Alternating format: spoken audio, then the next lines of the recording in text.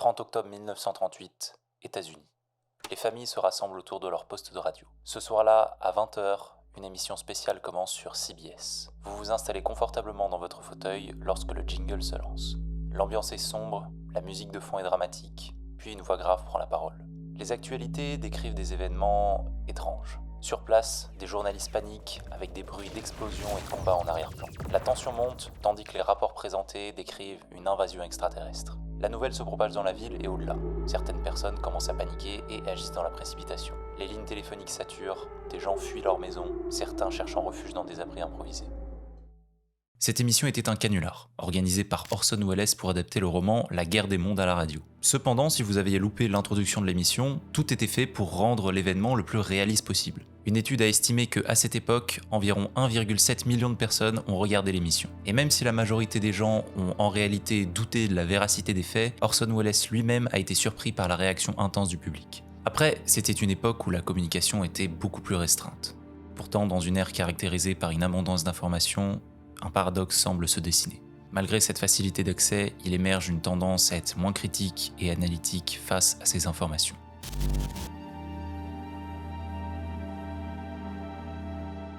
Avec l'apparition d'Internet et l'expansion des réseaux sociaux numériques, la quantité d'informations auxquelles nous avons accès a grandi de manière exponentielle. Pour n'importe quelle question, je peux obtenir une réponse en quelques minutes. Je veux avoir plus d'abdos, il suffit de faire 7 exercices. Je souhaite avoir plus de motivation au quotidien, la clé se trouve dans cette habitude. Je veux réaliser la meilleure bûche de Noël, voici la recette que je dois suivre.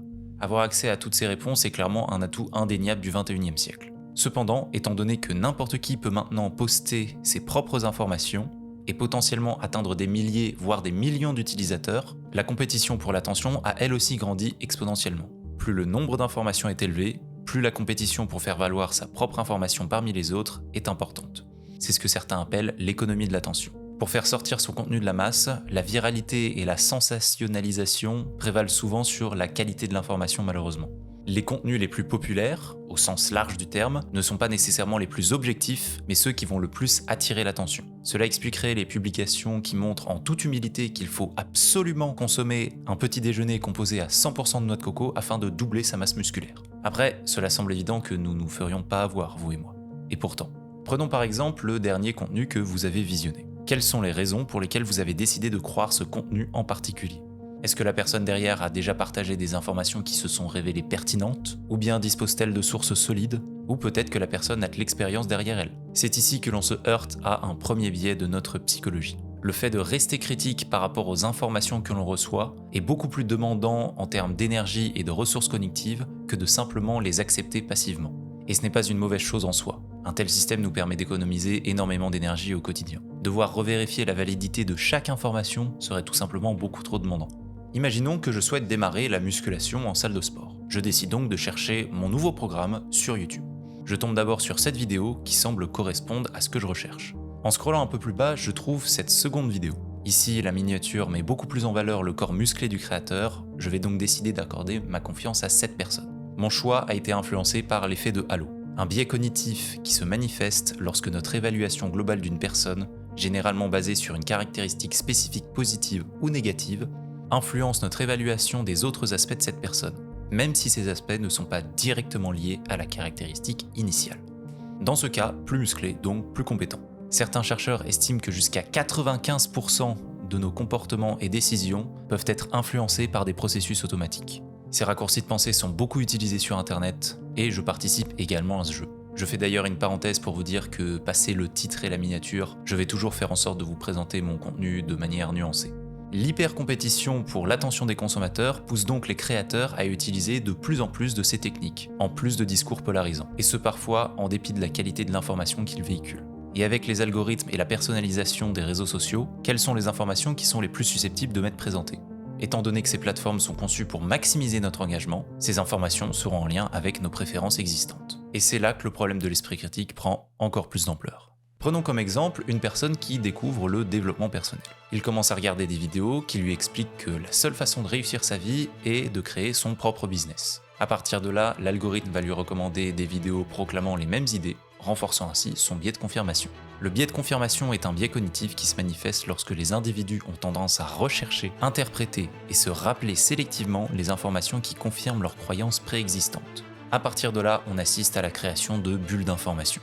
Au sein de ces bulles, les mêmes informations sont reliées encore et encore, favorisant ainsi une pensée unique. Quant au contenu pouvant remettre en cause ce mode de pensée, il est souvent réfuté automatiquement. Ici, le poids du groupe peut devenir trop important, et lorsque les mêmes idées sont partagées par la grande majorité des individus, on s'expose alors à un nouveau biais, le biais de conformisme.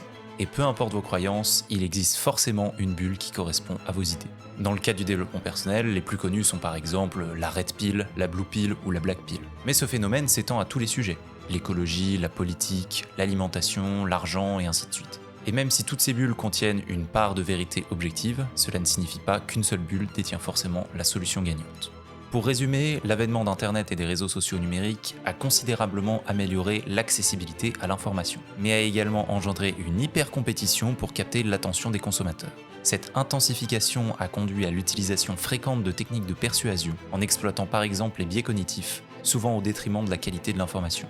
Des bulles d'information se forment autour de ces vérités proclamées comme absolues, ce qui crée alors des perceptions sélectives et restreintes. Mais alors, comment avoir un meilleur esprit critique afin de ne pas tomber dans le piège des bulles d'information et éviter d'être un simple pantin des idées des autres ? Lorsque j'ai commencé à m'intéresser à la psychologie, à la persuasion ou même à la rhétorique, je me suis rendu compte que, en tant qu'être humain, nous sommes très facilement influençables. Je vous mets d'ailleurs en description une liste non exhaustive de quelques-uns de ces biais cognitifs pour les personnes intéressées. Et même si c'est impossible de devenir complètement imperméable face à ces biais, lorsque nous sommes un peu plus conscients de ceci, il est plus facile de nous en défendre. Je ne peux donc que vous recommander de vous renseigner sur les biais cognitifs, le marketing, la manipulation et ainsi de suite. Premièrement, ce sont des compétences extrêmement utiles et qui vont s'appliquer à plein de domaines de votre vie. Et deuxièmement, cela va potentiellement vous permettre de mieux vous défendre face à l'utilisation de ces techniques. Par exemple, en comprenant comment les discours sont construits pour influencer nos opinions, je deviens plus résistant aux tentatives de manipulation. Identifier les tactiques de persuasion telles que l'appel aux émotions ou l'utilisation de données sélectives me permet tout simplement de distinguer les arguments solides des arguments bancals.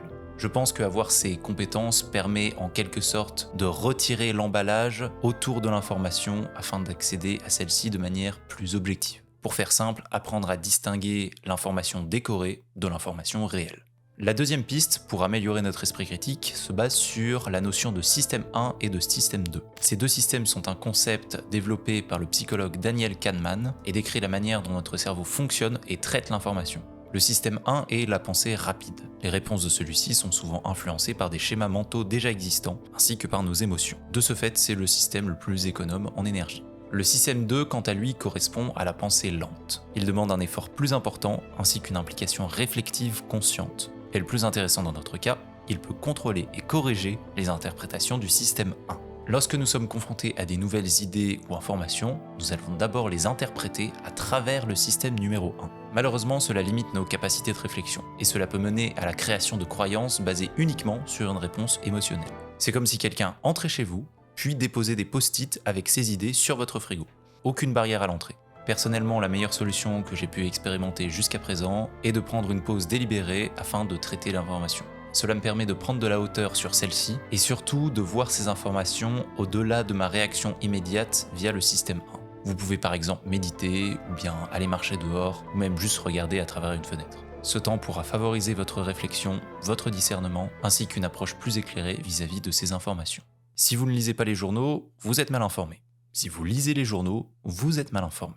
Lorsque l'on se trouve au sein d'une bulle d'information, la majorité donc de nos informations vont provenir de cette bulle. On est donc clairement plus sur de l'idéologie que de la pensée critique. Afin de développer cette dernière, je pense donc qu'il est nécessaire de créer une carte plus complète sur un sujet. Et dans ce cas, la meilleure solution que j'ai pu expérimenter consiste à aller chercher volontairement les opinions et les informations divergentes par rapport aux miennes. Après, pour être tout à fait honnête, je ne le fais pas tout le temps, car ça demande du temps et de l'énergie. Je me réserve donc ces stratégies pour les sujets que j'estime être les plus importants. J'essaye de m'interroger sur les arguments utilisés, les sources, les valeurs et les motivations des personnes partageant ces opinions, etc. Dans tous les cas, ça ne peut que améliorer mes perspectives sur le sujet en question. En dépit des défis posés par l'abondance d'informations, je pense que la clé réside dans la liberté intellectuelle. Et cette liberté passe nécessairement par le développement de notre esprit critique. Au-delà des bulles d'information et des idéologies, Nous pouvons alors cultiver une vérité plus nuancée et une compréhension plus objective du monde.